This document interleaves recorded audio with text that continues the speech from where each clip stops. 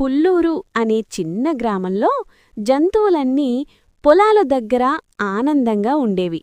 అక్కడ బన్ను అనే గాడిద ఒకటి ఉండేది. బన్నుకి పాటలు పాడటం చాలా ఇష్టం. కాని బన్ను పాట పాడితే యాక్ యాక్ యాక్ అని భలే శబ్దం.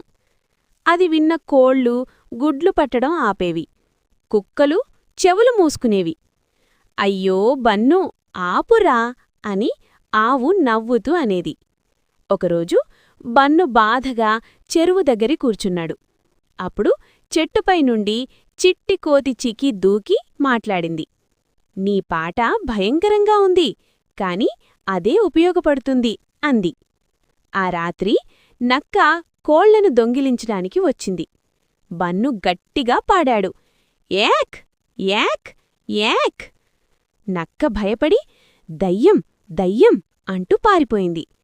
అప్పట్నుంచి బన్ను గ్రామానికి నైట్ సింగర్ గార్డ్ అయ్యాడు. బన్ను చిరునవ్వుతో అన్నాడు, నవ్వించే గొంతుక కూడా పనికొస్తుంది.